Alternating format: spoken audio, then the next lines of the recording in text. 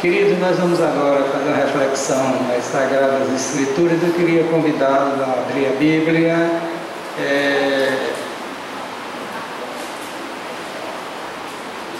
Três textos. O sermão é um sermão temático. Eu queria compartilhar com os queridos um tema que tem assim tomado a minha atenção, tem me feito refletir muito, que é a questão da soberania de Deus. Por isso que nós, de propósito, pedimos que Antônio João apresentasse um cântico ao Senhor nesta direção, e também o outro cântico do conjunto Getsemane foi sobre Deus é soberano.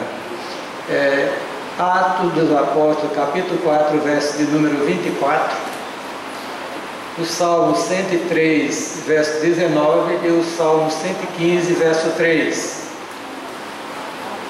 Atos, capítulo 4, verso de número 24.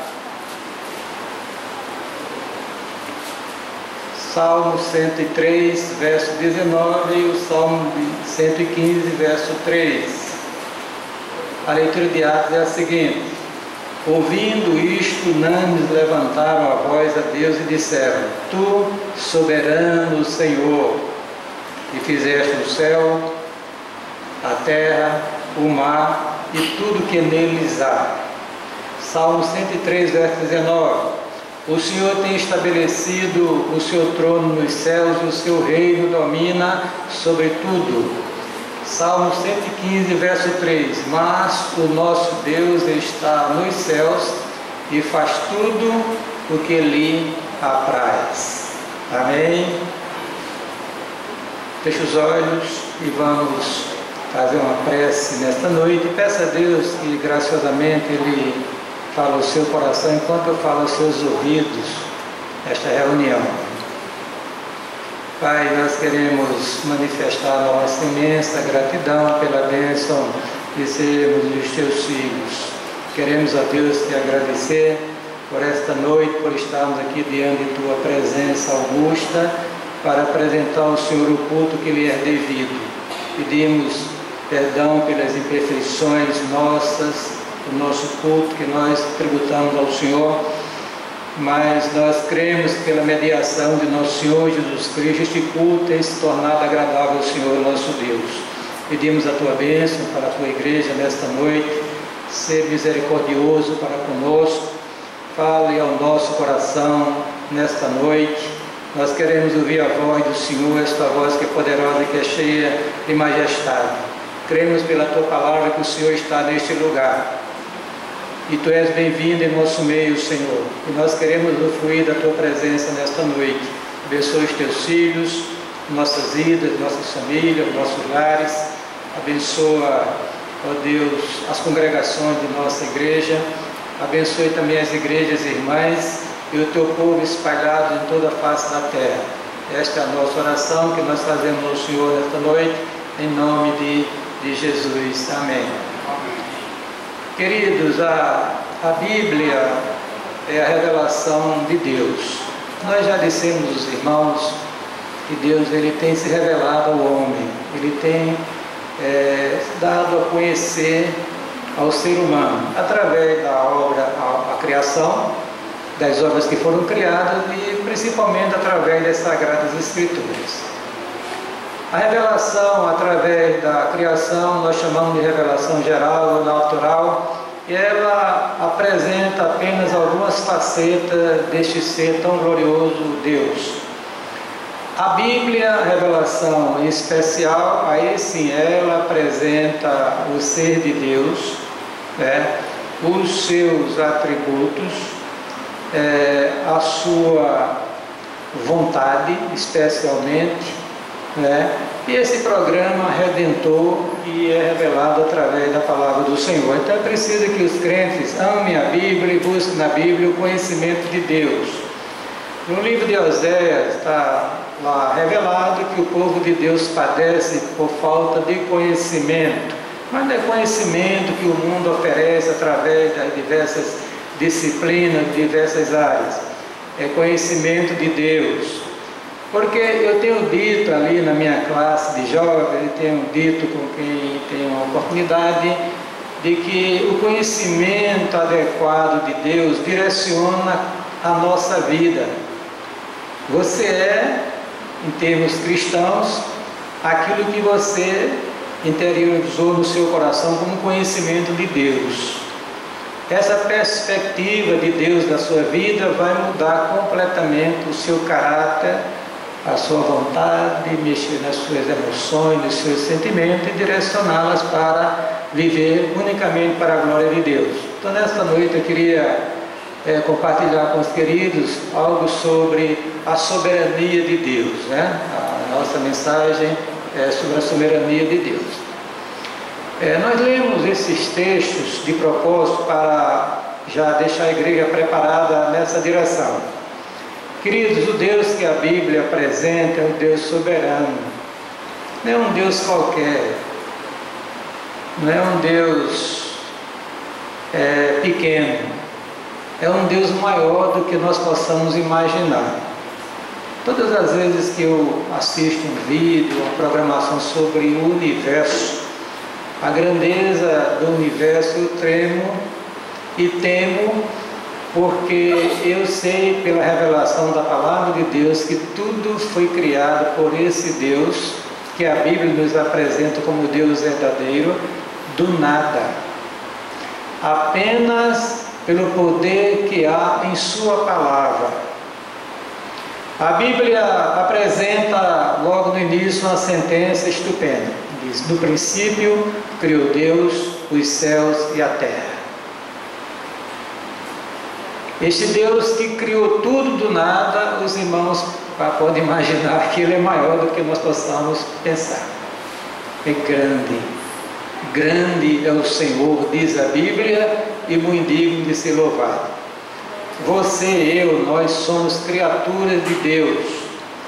Nós nos parecemos com Deus, mas Deus não se parece conosco.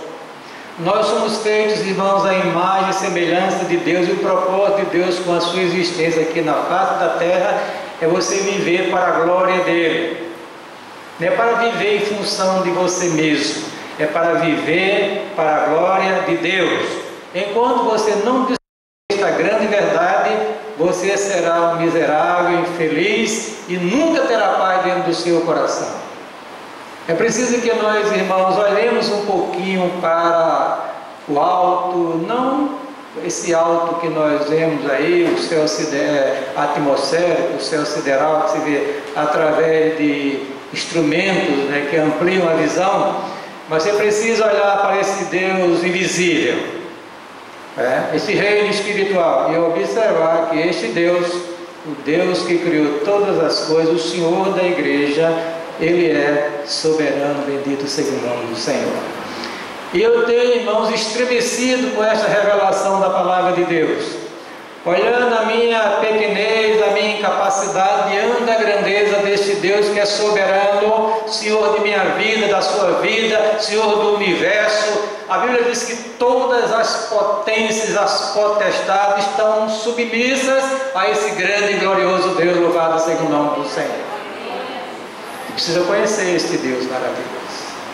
Vai mudar, seu caráter será transformado, a sua vontade será quebrada e ela vai ser agora submissa à vontade de Deus.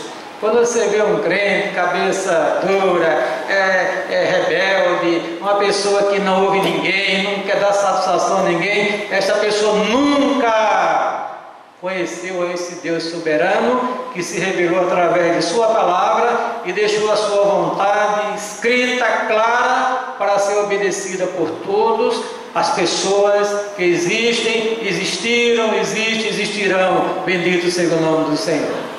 Então deixa eu logo dizer, irmãos, sobre essa soberania, que ela é revelada nas Escrituras pelos nomes de Deus, tanto no Antigo como no Novo Testamento. Se você estudar um pouquinho, você vai observar que dois nomes foram dados a Deus no Antigo Testamento, por revelação, evidentemente. Um que chama-se Adonai. Eu vou começar pelo mais sagrado e o mais sacrossanto, Yahvé, Javé, ou aportuguesado Jeová. Esse nome é tão sagrado, irmãos, para os judeus que eles diz a história que quando os escribas iam copiar os textos sagrados, ele parava quando se encontrava com este nome, trocava, se banhavam cerimonialmente, trocavam de pena, uma pena de ouro para grafar o nome de Yahvé, o Senhor do universo, do mundo e do seu povo. Bendito seja Deus por isso. Quando você encontrar na Bíblia a palavra Senhor em todas as letras maiúsculas, aí está transliterando a palavra Yahvé, Javé, o Jeová. Quando você encontrar Senhor com a letra S maiúsculo, restante minúsculo, é Adonai, Senhor, dono, proprietário dos homens, das coisas. Bendito seja Deus por isso. Jeová é o Deus da graça, o Senhor da igreja. Observe, Jeová Jiré, o Senhor proverá. Jeová disse, o Senhor é a minha bandeira. E por aí vai a derivação do nome de Jeová. Então essa soberania de Deus, esse controle que Ele tem sobre o universo, sobre a sua criação e sobre a sua vida, a minha vida, a nossa vida, está expresso nesse nome de Deus no Antigo Testamento, Yahvé Adonai. Ele só um texto aqui em relação ao Salmo 150, ele diz o seguinte: louvai a Adonai, louvai ao Senhor, louvai a Deus no seu santuário, louvai no firmamento do seu poder.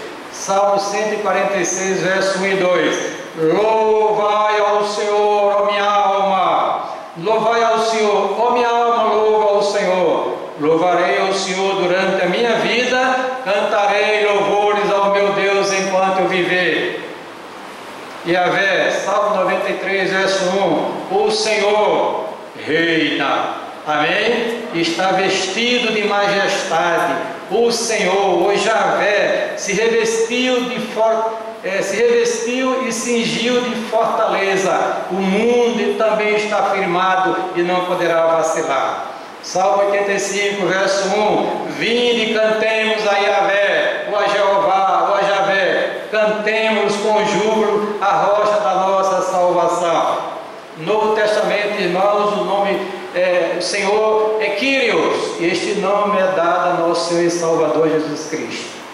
Kyrios, o Senhor da igreja, aquele que tem a igreja sob o seu controle, aquele que deu diretrizes para a igreja obedecer, aquele que comanda a igreja através do seu Espírito, através da sua palavra, aquele que a palavra de Deus diz que é o cabeça da igreja, a quem os crentes genuínos estão ligados pela fé, através do Espírito de Deus.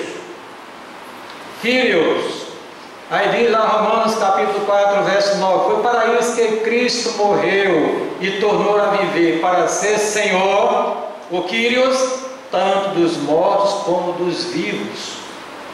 Lá em Filipenses 2, 9 a 11 diz o seguinte: pelo que também Deus o exaltou soberanamente e lhe deu um nome que é sobre todo nome, para que ao nome de Jesus, amém, se dobre todos os joelhos que estão nos céus, na terra e debaixo da terra, e toda língua professe que Jesus Cristo é o Senhor, para a glória de Deus Pai. Se o Senhor é grande, irmão. Aleluia. Deixa eu fazer uma pergunta: você é submisso a esse senhorio? Amém. Ou você quer governar-se a si mesmo? Já no Antigo e Novo Testamento nós encontramos escrituras e mais escritura. Eu poderia passar a noite só citando aqui e não daria vencimento à quantidade de textos que apresentam que Deus é Senhor. E Senhor significa dono, proprietário, que domina, que controla, que tem tudo sob o seu controle absoluto. Louvado seja o nome do Senhor. Muito bem. Essa soberania também é revelada, irmãos, pelos atributos que Deus possui. Olha, a nossa irmã Laécia, cantando aqui, diz que Deus é inigualável. Ela falando aquela ministração, E não tem ninguém comparado, nem acima dele, nem sequer comparado a ele, dada esta grandeza. E Deus, ele tem atributos, tem características peculiares ao seu ser, exclusivas dele. Irmãos, muita gente só concebe Deus como uma força que, se ligando a ele pela fé, as bênçãos descem dele para a vida da pessoa, mas não quer se submeter à soberania ou ao controle do Senhor. Esse não é o Deus que a Bíblia apresenta. Esse é um Deus fajuto. Esse é um Deus que nos serve, é um Deus que a palavra de Deus nos revela, porque o Deus que a palavra de Deus nos revela, ele é Senhor absoluto, ele é um ser pessoal, ele tem características claras, definidas, e que nós precisamos reverenciá-lo constantemente, não só quando nos reunimos para oferecer a ele o culto que ele é devido, mas em todos os momentos de nossa vida. Bendito seja o nome do Senhor.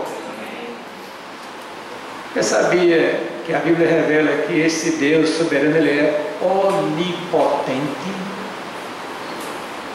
Toda a potência, todo o poder pertence a Deus. Não existe nada que ele não possa fazer se for de sua soberana vontade. Amém? A onipotência de Deus. Deus se revela assim a Abraão. Sendo, pois, Abraão da idade de 99 anos, apareceu o Senhor a Abraão e disse: eu sou o El Shaddai, ou seja, o Deus Todo-Poderoso. Amém? Anda em minha presença e ser perfeito. Se você acredita neste Deus, e deve acreditar, e se você não acreditar, você está decretando a sua destruição. Ele é o Deus Todo-Poderoso, e Ele manda que nós andemos em Sua presença e sejamos obedientes à Sua santa e bendita vontade, que é uma perfeição que está prevista na palavra de Deus para o crente neste mundo e completando-se na eternidade. Jó, diante daquele drama que ele experimentou na sua vida, que realmente não foi fácil, eu acho que ninguém aqui passou pela experiência de Jó, nem Deus permita que nunca passe.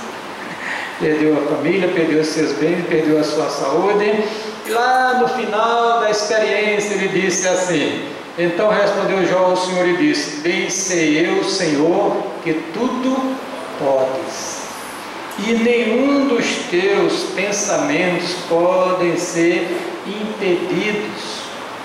Irmãos, este Deus que nós anunciamos, que nós reverenciamos, que nós adoramos, a quem nós servimos, é o Deus soberano, louvado seja o nome do Senhor. Amém? E Ele se revela como o Deus Todo-Poderoso. Então, qual é o seu problema, querido? Qual é a sua dificuldade? Creia e apresenta este Deus soberano, onipotente, e no devido tempo, pela sua graça e bondade, Ele vai resolver, porque para Ele nada é impossível. Mas esse Deus soberano, Ele é também onisciente, tem toda a ciência. Lá no interior do Nasci, a gente tem um ditado: coração é terra que ninguém anda. Aqui na capital não sei se tem isso. Acho que tem também, né? Coração é terra que ninguém anda. Mas, querido, o nosso Deus, o Deus revelado na Bíblia, esse Deus soberano, Ele conhece profundamente a nossa vida interior. E nada se esconde da presença de Deus. Nada se esconde da presença de Deus. Este conhecimento da onisciência de Deus faz a gente estremecer, né? Sabendo que Deus conhece o íntimo do nosso coração, as nossas intenções. O salmista disse: ainda a palavra nem chegou na minha boca, Senhor, Tu já as conheces todas. Louvado seja o nome do Senhor. Deus conhece a sua vida, meu irmão. Deus conhece o seu coração. Ele tem ciência do que se passa, as suas frustrações, as suas dúvidas, as suas interrogações, as suas apreensões. Deus conhece tudo, louvado seja o nome do Senhor. E por isso que Ele é soberano, Ele tem controle, Ele sabe, meus queridos irmãos, Para onde me ausentarei do teu Espírito? Desculpe, essa aqui já fala na outra coisa. Senhor, tu me sondas e me conheces. Conheces o meu assentar e o meu levantar. De longe entendes o meu pensamento. Aquilo que você está pensando, Deus conhece, meu querido.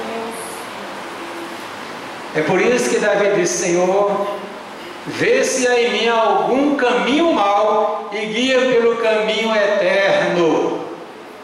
Ele tinha consciência de que Deus prescrutava as entranhas da sua alma, o mais profundo âmago do seu ser. Deus sabia de tudo, irmãos.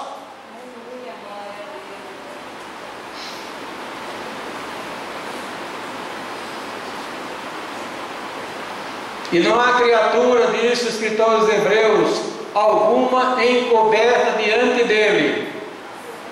Antes, todas as coisas estão nuas e patentes aos olhos daqueles com quem havemos de tratar. Não esconda nada, irmãos, porque Deus está vendo. Deus conhece a sua vida, Deus conhece a minha vida, Deus conhece o meu coração. Às vezes nas nossas vidas, nos nossos relacionamentos, dá vontade de a gente dar a contrapartida quando a gente é fustigado. Eu já fui muito fustigado, mas Deus me proibiu de retaliar e deixar ao seu arbítrio fazer o juízo da causa.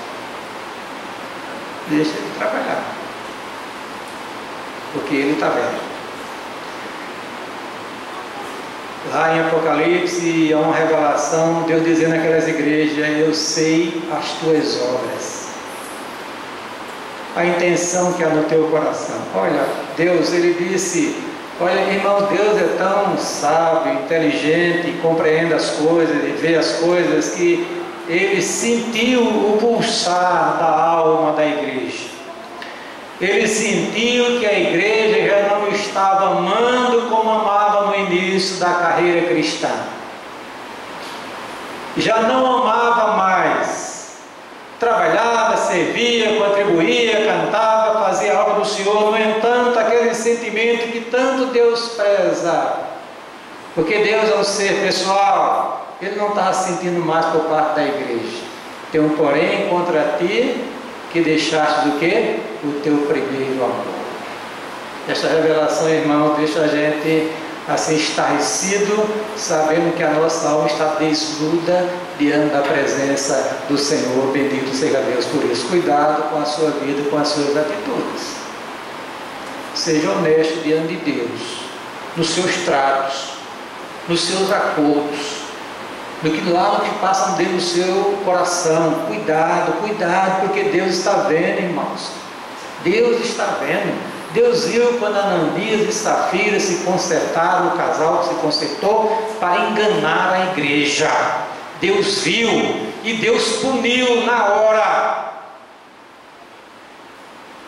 por questões financeiras. Mentiram ao Senhor, e Deus vendo, observando, olhando, vasculhando o coração da igreja, e aquele casal fazendo o que não deveria se fazer na presença de Deus. Permita, Deus, que nessa noite o Espírito de Deus que está em nossas vidas, em nosso meio, rasgue a nossa alma diante de sua presença, e a gente tenha essa consciência de que Deus é onisciente, Ele conhece as entranhas da igreja, da minha família, da sua família, de todos os seres da face da terra, e todos nós iremos dar conta dos nossos atos ao Senhor e até dos nossos pensamentos. Deus é onipresente. Esta soberania se expressa através de sua onipresença, quer dizer, é um único ser capaz de estar em todos os momentos, em todas as áreas do seu domínio. Amém? Deus está aqui, irmãos? Está aqui. Deus está ali. Está ali, Deus está acolá, está lá também, irmãos. Ele é onipresente. Amém? Para onde você for, Deus irá com você. Você não poderá mais se afastar de Deus, porque o Espírito de Deus habita você que é crente genuíno. Para onde me ausentarei do teu Espírito, disse Davi, para onde fugirei da tua face? Se subir ao céu, tu lá estás. Se fizer no céu a minha cama, eis que tu ali estás também. Se tomar as asas da água e se habitar na extremidade do mar, até ali a tua mão me guiará e a tua destra me susterá.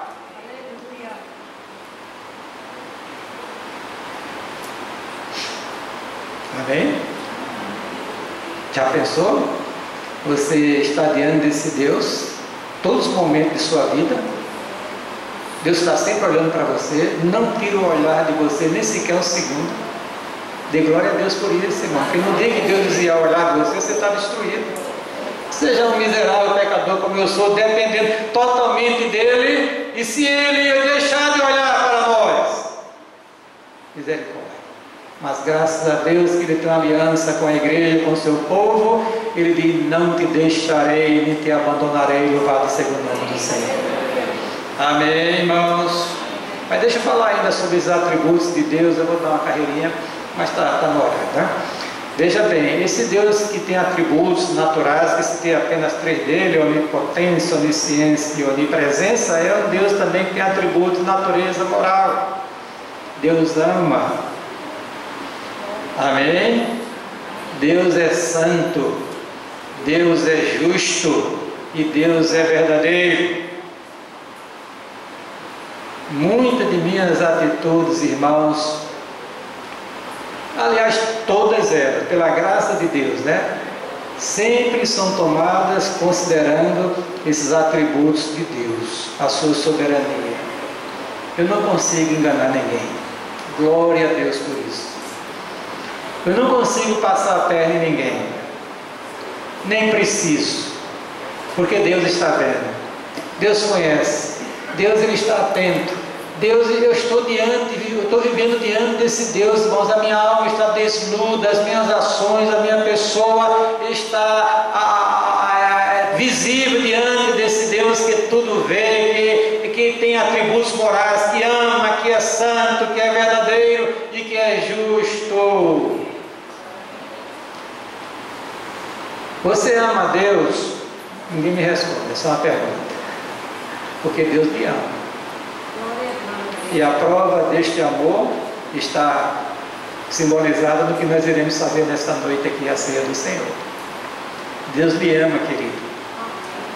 E Deus não lhe ama porque você o amou primeiro, não, ao contrário.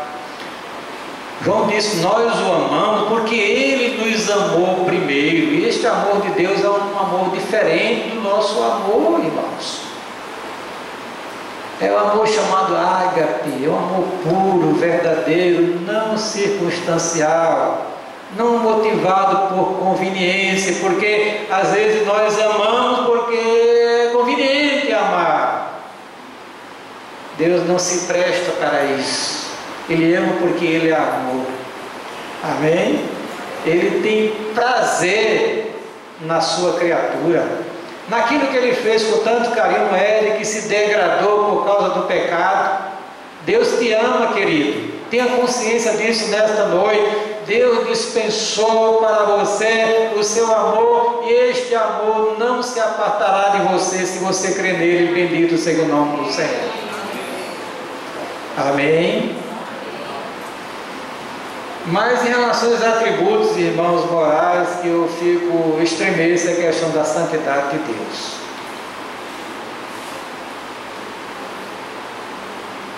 A santidade de Deus. Deus é santo. Deus é puro.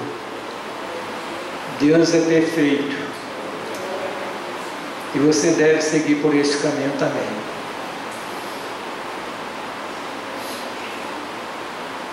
A Bíblia revela essa faceta, irmãos, do caráter de Deus, esta santidade, de Deus. Isso tem implicação profunda na vida da igreja, na minha vida e na sua vida. Deus é santo. Santo significa separado do pecado. E Deus exige do seu povo, daquelas pessoas que um dia levantaram a mão, aceitaram Jesus, acreditaram nele, deram aliança com ele através do batismo, etc, etc. Deus exige também uma vida de santidade. Estavam comentando o livro de Amós na rádio, citei a DFM ontem, e eu citei um texto lá que foi uma pergunta que Deus fez a Israel: como andarão dois juntos se não estiverem de acordo? Como é que está a sua vida?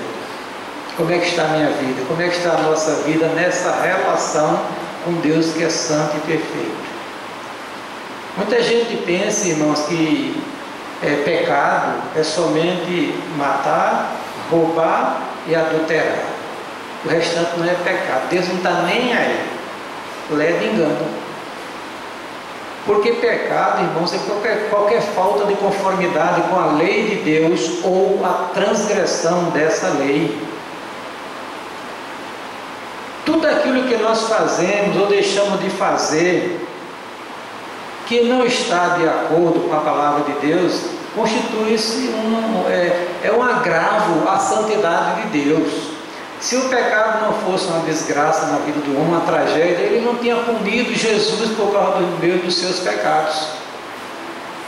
O pecado é tão horrendo aos olhos de Deus, irmãos, que ele teve que punir o seu filho por causa dos meus, dos seus e dos nossos pecados. O castigo que nos traz a paz, diz o profeta Isaías, estava sobre ele. Ele levou sobre si a iniquidade de nós todos, por um propósito do próprio Pai, do próprio Deus. Isso traz uma implicação muito grande na minha vida, que eu devo andar direito, irmãos. Eu tenho que ser honesto diante de Deus. A minha palavra tem que ser uma palavra de verdade, de vergonha.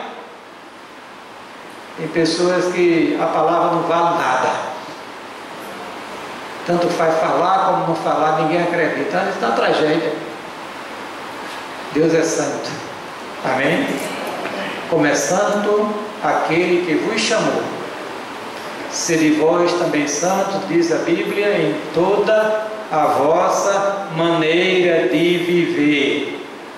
Não é só santidade no ambiente quando nós estamos reunidos em casa, no relacionamento com o marido, com mulher, com filhos, com netos, etc, etc, com a vizinhança, no negócio, no comércio, com as pessoas, na faculdade, seja lá onde estiver. Deus exige santidade do seu corpo porque Ele é santo.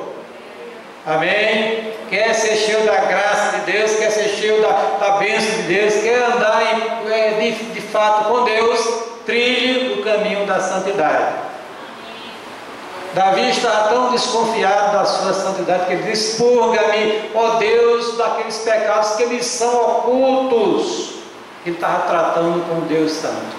Isaías, naquela visão que ele teve lá no templo, ele disse: no dia que morreu rei Uzias, eu vi ao Senhor assentado no alto sublime trono. Falando de soberania, alto e sublime trono. Ele começa a descrever a glória de Deus. Ele não consegue mais se manter de pé diante da presença do Altíssimo, ele cai. Ele diz: ai de mim que vou perecendo, porque eu sou um homem de lábios impuros e habito no meio de um povo de impuros lábios, e os meus olhos viram o Rei. Quando a gente tem uma visão da santidade de Deus, olha lá, irmão, a gente fica desse tamanho. Aí vai embora a vaidade, a arrogância, a soberba, a prepotência. A gente se humilha diante de Deus, deste Deus que é soberano, que é santo, que é justo, que é verdadeiro, louvado seja o nome do Senhor. Eu poderia passar a noite toda falando sobre isso, mas deixa eu avançar um pouquinho no sermão. Queridos, a Bíblia, a soberania de Deus é revelada nas Sagradas Escrituras pelas obras realizadas por Ele. Deus é o Criador. No princípio, criou Deus os céus e a terra. Criou tudo do nada. Imagine os irmãos da grandeza deste Deus. Ele disse: faça-se fiat lux, apareça a luz. Ela apareceu. Apareça a porção seca, e as coisas foram se organizando, surgindo mediante a poderosa palavra de Deus. A criação revela o domínio e a soberania de Deus. E interessante que lá no Novo Testamento a criação é acreditada ao Logos divino, ao Verbo de Deus, ao nosso Senhor Jesus Cristo. No princípio era o Verbo, e o Verbo estava com Deus, e o Verbo era Deus. Ele estava no princípio com Deus. Todas as coisas foram feitas por Ele, e sem Ele nada do que foi feito se fez. Mas Deus não apenas criou, Ele preserva a criação. Ele mantém as coisas organizadas. A turma que estuda aqui sabe que existem leis nos universos. Aliás, todo mundo sabe, todo mundo aqui é estudioso, já leu, ou já estudou, está estudando ou vai estudar. Tem ciência de que nós estamos numa Terra que está girando num espaço que tem milhões, sei lá, de outros astros. E tudo se move com a perfeição absoluta, porque Deus, Ele preserva a sua criação. Ele controla todas as coisas. E quando alguma coisa foge do seu controle, é porque Ele permite, Ele ordena que seja feita assim. O qual, sendo o resplendor da sua glória, expressa a imagem da sua pessoa, e sustentando todas as coisas pela palavra do seu poder, havendo feito por si mesmo a purificação dos nossos pecados, assentou-se à destra da majestade nas alturas. Aí Paulo diz: Ele é antes de todas as coisas subsistem por Ele. Você, querido, você que está aqui nesta noite, a sua vida está sendo preservada por quem? Por Deus. Você não tem controle sobre você mesmo. Sabia disso? Eu não tenho controle. Ninguém tem controle sobre si mesmo. Quem nos controla, quem nos preserva é Deus, irmãos. Quem pode garantir que você vai chegar em casa e vai dormir e acordar em paz? Quem? Quem? Você? A sua vida depende de você? Depende de Deus. Subsiste por Ele. Amém? É Ele quem te sustenta. Bendito seja Deus por isso. Deixa eu falar um pouquinho sobre a providência de Deus. O que é providência? É que Deus, irmãos, Ele vai, agindo, fazendo com que as coisas aconteçam como Ele quer. Deixa eu citar um episódio bem rápido, assim, bem simples, quer dizer, simples para nós, mas foi muito complexo na estrutura política econômica da Europa. A gente sabe que há uns 3 décadas atrás, ou 4 décadas atrás, havia uma tal de uma guerra fria envolvendo o Ocidente e a Rússia, e todo mundo ficava com medo, quase que havia uma destruição nuclear, problema de Cuba, etc., quando os russos botaram foguetes lá no quintal dos Estados Unidos, e foi a pressão de Kennedy, aquele negócio todinho. Só sei que ninguém concebia que o regime da União Soviética fosse dissolvido. Ninguém. Não haveria possibilidade humana de acontecer. De um dia para a noite aquilo desmoronou. É o Deus da providência. Deus está trabalhando. Louvado seja Deus. Jesus disse: meu Pai trabalha até agora e eu trabalho também. Deus está operando, irmão, está agindo, fazendo com que as coisas aconteçam segundo a sua soberana e bendita vontade. Você sabia que Deus dispõe de sua vida? E até você chegou até onde você chegou por causa da bondade e pela sua providência? Amém? Israel estava no cativeiro, já fazia 70 anos, e chegou o grande dia que Deus tinha já informado a Israel através do profeta Jeremias. Quem iria autorizar a libertação daquele povo? Aí chega um rei no poder chamado Ciro, peça e ele assina um documento autorizando os judeus a voltarem do cativeiro e reconstruírem o seu templo, a sua cidade e voltar à sua terra natal. Isso é providência de Deus, irmãos. Deus está operando, agindo, louvado seja Deus por isso. E essa providência, ela entra em áreas grandes e em áreas pequenas também.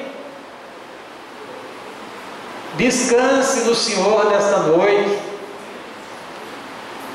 Submeta-se ao senhorio do Senhor, seu Deus, porque Ele é um Deus providente, é o Deus da providência. Deus mandou Abraão sacrificar Isaac. Olha que decisão difícil para um pai. Eu acho que o maior momento, mais difícil, foi quando Isaac olhou e disse: meu pai, aqui está a lenha, aqui está o fogo, onde é que está o cordeiro para o holocausto?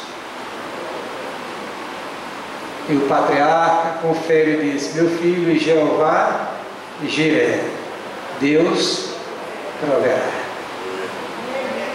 E quem mandou aquele cabrito para lá, aquela terra, lá no deserto, lá no monte, ficar emaranhado com as plantas lá, aqueles arbustos? Quem? Aquele exato momento, irmãos, quando o profeta e o patriarca ia imolar o filho, aí Deus manda ele parar, e quando ele olhou, ele viu um animal que seria oferecido em sacrifício em lugar de Isaac, seu filho. Isso é providência de Deus, e Deus fará providência na tua vida. Louvado seja o nome do Senhor. Amém? As coisinhas simples. Nós estamos estudando o livro de Marcos na quarta-feira, irmão. Aí chegaram algumas pessoas: o mestre não paga o tributo, ele vai sonegar imposto. Aí Jesus pergunta, faz uma pergunta a Pedro: Pedro, lança um anzol aí. Lança. Aí Pedro lança um anzolzinho, pega um peixe, abre a boca do peixe. O que é que tinha lá? O que é que tinha lá, irmãos? Uma moeda. Mas como é que aquele peixe engoliu aquela moeda? E por que foi aquele peixe no meio de milhares de peixes que existem no oceano, no mar da Galileia? Está vendo como Deus é um Deus da providência, irmãos? Como Deus trabalha no favor do seu povo. As coisinhas simples, aí puxa o peixe e está ali, está uma moeda que era exatamente para pagar o tributo que era devido, nem foi mais nem menos, por ele e por Pedro. Deixa eu contar outra providência de Deus. Aquela sociedade, Pedro, Tiago e João, passaram a noite todinha pescando, não pegaram, não se criar piabinha no mar da Galileia. Piaba você conhece, é um peixinho lá da usina, viu? Aquele peixinho gostoso que só, ela pegava muito. Piaba. Só para a gente brincar um pouquinho, a piaba ela tem um toque diferente, ela pega e corre. O cará não, que ele dá uma puxada assim. Com isso que eu pescava, viu, irmão? Quando eu era adolescente, meus filhos não sabem nem disso aí. Pois é. Aí Jesus disse: lance à direita a rede, vocês vão pegar. Mas Senhor, passamos a noite inteira pescando e nada. Ele disse: mas sob de baixo da tua palavra lançarei a rede. E lançaram, irmãos, e daqui não cabia mais a quantidade de peixes que pegaram. E onde é que apareceram aqueles peixes, irmãos? Não é a providência? Por que você está angustiado, aperreado? Creia nesse Deus soberano, que é o Deus da providência. Louvado seja o nome do Senhor. Ele está olhando para você. Amém? É revelado a soberania de Deus nessa grande escritura pelo programa Redentor alicerçado na graça. Então Deus resolveu salvar você dos seus pecados, da sua miséria, da sua desgraça. Resolveu lhe dar a vida eterna. Amém? Uma vida que começa aqui, se projeta na eternidade. É bênção aqui, bênção maior acolá.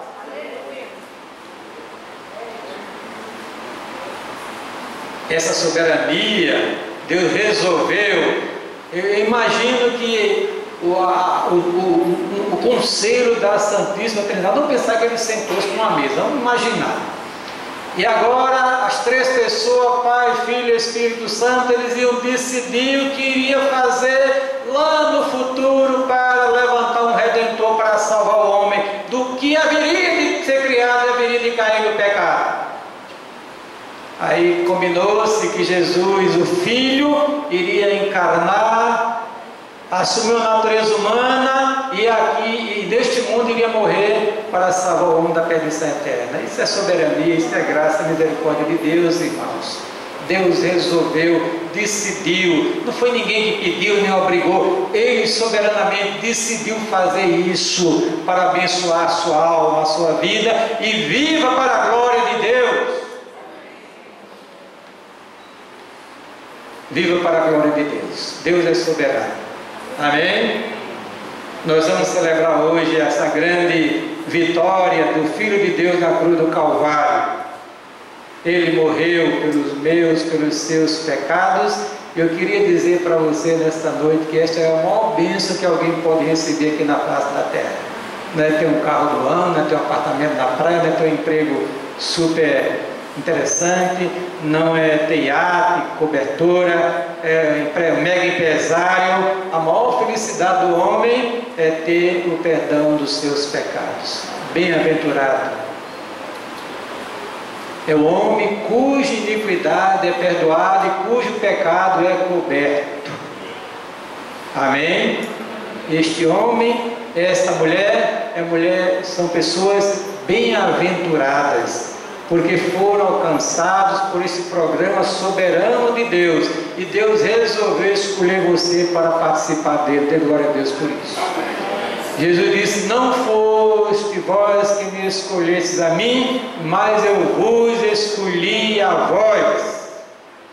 Nós somos privilegiados, louvado seja Deus por isso. Amém? Deixa eu terminar. É revelada nas Sagradas Escrituras, irmãos, pelas ações de contingência que ele realiza para executar o seu programa. Como foi que você foi convertido? Você deve ter uma história. Eu tenho a minha história. Eu vivi na usina, irmãos. Eu nasci e me criei na usina, e se eu fosse viver e morrer na usina, eu estava... E de uma maneira contingenciosa, quer dizer, Deus, na sua maneira de agir, Ele resolveu tomar uma ação, me tirou da usina e veio aqui para uma pessoa sem saber de nada. Vim trabalhar na casa de minha tia, no comércio, Casa da Caneta, ali na Duque de Caxias, onde hoje é o Banco Itaú, e ali eu comecei a frequentar por orientação deles, por vivência deles, a Igreja Preteriana Central, que é onde hoje está aquele cartório ali, onde nós fomos lá, Cristo, para fazer a transação do carro, ali na 1817. Ali antes era Riachuelo, o pessoal antigo sabe disso, né? Na esquina, um pouquinho para cá, tinha uma igreja preteriana que hoje tem formato de igreja e tem um cartório ali. Então por ali, eu vivi ali a minha vida inicial, e ali eu fui conhecendo o Evangelho, a palavra, me apaixonei pela Bíblia, eu me entusiasmei, e hoje sou o que sou pela graça de Deus, pastor dessa igreja. Isso é contingência, Deus fez tudo, né? E eu sem saber, eu ia viver numa usina, irmãos, ia morrer lá, não ia casar com Maria Cândida, ia casar com outra pessoa por lá. Até uma Terezinha que comecei a gostar lá, se ocultar o olho, assim, brechando, né? Aí não tinha nascido eu, Ana Cláudia e André Augusto. É a providência de Deus, irmãos, são as contingências de Deus para que nós pudéssemos experimentar a graça dele. Louvado seja Deus por isso. Irmão, Deus não esqueceu de você, não.